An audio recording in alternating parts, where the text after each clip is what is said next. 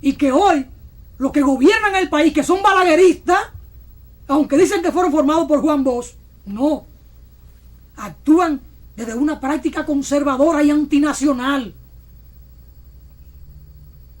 Y yo no digo que la insurrección esté a la puerta, al doblar la esquina o en la puerta ahí, no, pero es necesaria.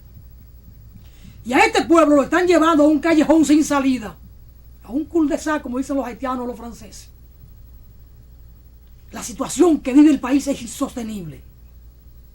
Y hoy más que nunca tenemos que ir al pensamiento de Luperón, al de Duarte, al de Manolo, al de Camaño, al pensamiento de patria. Y José Ismael me dirá, pero Camaño era un militar. Camaño era un militar que con todo y que en Palmasola lo mandaron a jugar un papel de represión, supo empinarse cuando las circunstancias se lo requirieron. Y lo importante de un hombre no es cómo empieza su vida, cómo termina.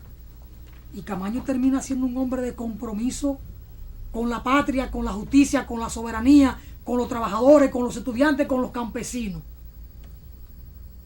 Y el 6 de agosto del año 1966, desde Londres, en ese exilio forzado, obligado, Francisco Alberto Camaño le escribe al canciller de Hierro, a Yotin Curi, una carta en la que, entre otras cosas, Camaño le dice lo siguiente, y esto yo lo he planteado en el programa otras veces, pero es bueno reiterarlo. Le dice, entre otras cosas, a Yotin Curi lo siguiente: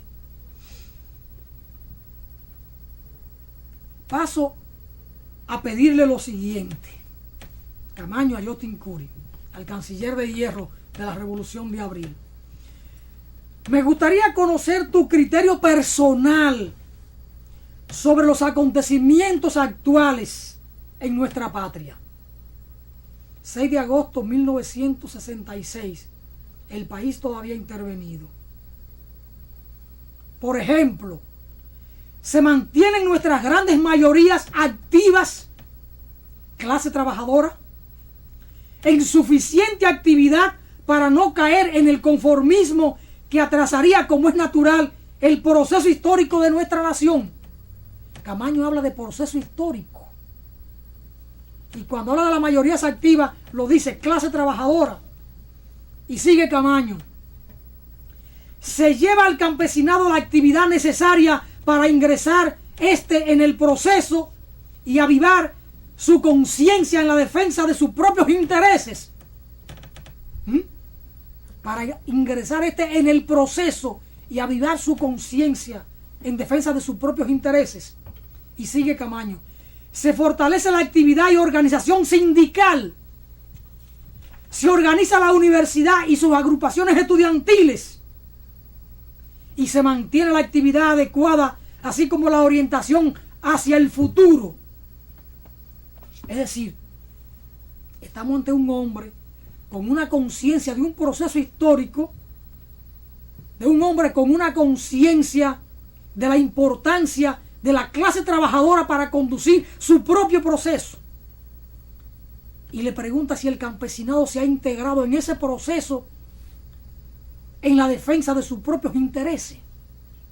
Es decir, estamos ante un hombre con una claridad meridiana ante el proceso necesario, con esa visión antiimperialista. Porque ¿qué es lo que pasa?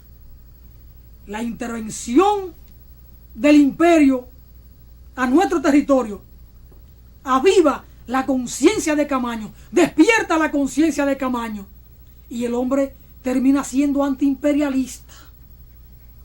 Es decir, el Camaño de la guerra patria ya no es el Camaño que estuvo actuando para el contragolpe. E incluso, me voy más lejos, Juan Bosch no era comunista, ni siquiera era antiimperialista. Juan Bosch era un demócrata, un hombre ético, eso sí, y un hombre que amaba a su país. Para muchos, un hombre con debilidades en términos de la fortaleza y de la fuerza necesaria para encabezar un proceso bélico o un proceso resuelto.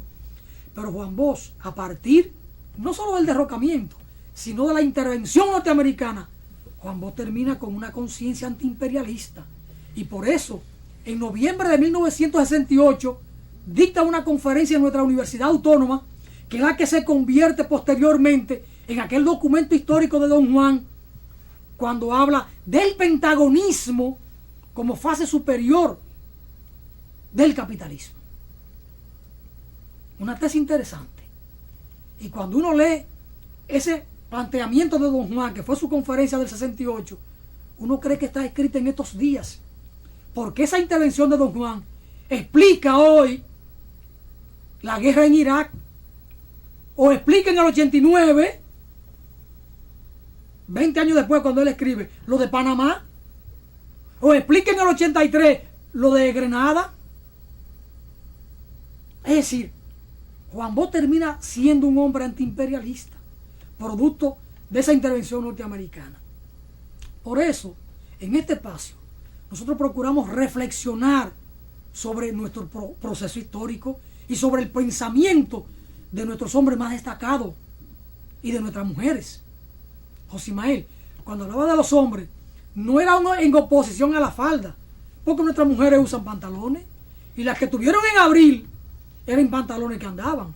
Es decir, yo no estoy reivindicando al hombre per se o al hombre macho, no. Me refiero al hombre, al ser humano decidido y comprometido con las mejores causas de su pueblo y de la especie humana. Porque el caso de Fidel no es solo el compromiso con los cubanos. Fidel siempre ha actuado con un convencimiento de humanidad, a partir de esa premisa de Maceo, de que patria es humanidad, o del propio compromiso de Gómez, de ver la humanidad como un todo. Entonces, es de esa perspectiva que yo hablo del hombre, José Ismael. No del hombre como en términos sexual, del macho, no. Es del ser humano, que tiene que ver con la especie, que es su compromiso. Entonces, de esa perspectiva, te desafío nuevamente, José Ismael, a la reflexión. Bueno, yo en este caso, pues, yo veo que se puede llegar a una parte, y quiero reivindicar a un grupo de hombres y mujeres que en medio de la guerra se la jugaron también. No importó cuál fuera su condición, y ahí estuvieron, unos con el fusil. Por ejemplo, vimos a varios artistas con fusiles, pero también actuando en medio de ese proceso y difundiendo el arte y la cultura de este pueblo dominicano. Eso es sumamente importante. Si ustedes ven la cantidad de carteles, no hemos tenido la posibilidad todavía, ahora mismo, en el día de hoy, de ver la cantidad de carteles que se exhibieron promoviendo y difundiendo y denunciando al imperialismo norteamericano y a las fuerzas conservadoras en nuestro país. Es un elemento importante que hay que resaltar. ¿Cuál fue el papel de los artistas en medio del proceso, los poetas? Y yo quiero, ya en la postrimería de esta parte, pues resaltar un espíritu de paz, de unidad, como hiciera y planteara Camaño en uno de sus últimos discursos, llamando al pueblo dominicano a la unidad para enfrentar al invasor extranjero, a la unidad por los cambios y por la democracia.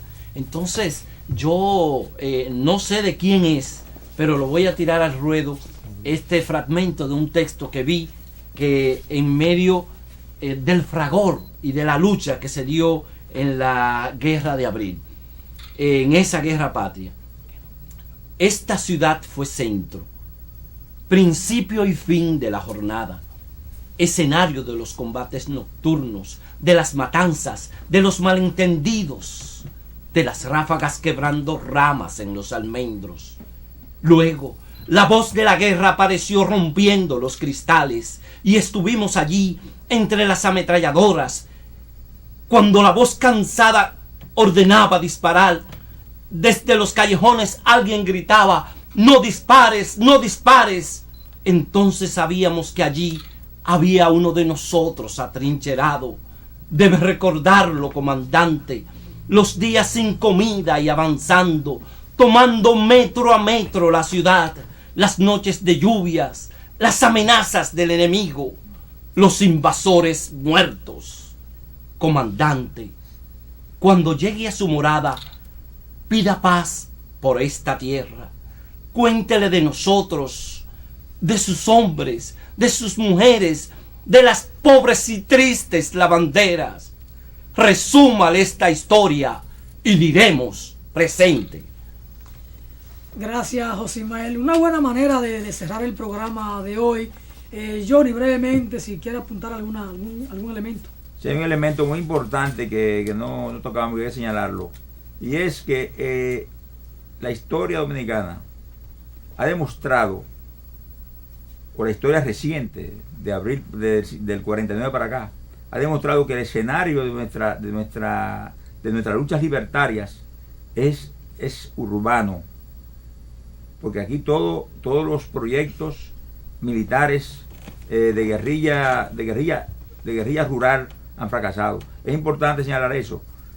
Abril es un ejemplo de eso. Abril es una contienda militar, una contienda patriótica escenificada en el casco urbano de la ciudad de Santo Domingo. Y eso es fundamental, que el pueblo dominicano, que nosotros los revolucionarios, la gente de izquierda, los patriotas, entendamos claramente que nuestro escenario fundamental es la zona urbana de la República Dominicana, en nuestra lucha libertaria. Yo pienso que el gran reto y el gran desafío de los democráticos, de los duartianos, de los revolucionarios, de los hombres y las mujeres honestos del país, entre los que están los de izquierda, como dice Johnny, que él los reivindica y se puso aquí a la izquierda mía, y debajo José Ismael como de derecha. El reto, el desafío es la unidad. Hay que desprenderse de los intereses particulares. Hay que tener como centro, como norte, los intereses del pueblo, los intereses de la patria. Hay que abandonar el sectarismo. Solo la unidad nos podrá colocar a nosotros en el trayecto de conquistar el poder. Por la vía legal, por la vía de las elecciones o por la vía de la movilización social. Pero tiene que ser la unidad. La unidad, la unidad. Sin unidad no hay posibilidad de que los liberales triunfemos en la patria de Duarte. La derecha, lo que solo ven la política como una manera de enriquecerse, de medrar en el patrimonio público, siempre se ponen de acuerdo, porque lo de ellos son los intereses materiales. Para ellos no hay decoro, no hay dignidad. Para ello hay intereses. El capitalista, aquí y en cualquier parte del mundo, tiene como objetivo central el capital, los intereses, la vida material. Para el capital no hay patria. Para el capital no hay moral. Para el capital no hay símbolo. Para el capital no hay bandera. No hay escudo. No hay música, no hay identidad. No hay respeto por la vida. No hay respeto por el patrimonio público. No hay respeto por el medio ambiente, por el planeta, por los ríos, por los mares, por la foresta. No. Los capitalistas solo actúan en función de sus intereses mercuriales, del maldito oro. Y por eso los serviles en la República Dominicana entregan las lomas de Cotuí, de Maimón, de Bonao, de La Vega, de Restauración, de los Haitises, porque al capital solo le interesa eso. Y por eso quieren acabar con Brasil. Y al final, ¿de qué le va a servir el oro a los capitalistas si se van a quedar sin el planeta Tierra? Por eso, para mí, José Ismael, Johnny, país, el desafío de los liberales, de los democráticos, de los duartianos, de los revolucionarios, es la unidad. La unidad debe ser la consigna y la unidad debe ser lo que nos mueva. Para todos ustedes, estas han sido nuestras reflexiones del día. Muchas gracias. Abril, mes de la patria, mes emblemático. Muchas gracias por estar con nosotros. Muchas bendiciones para todos y para todas.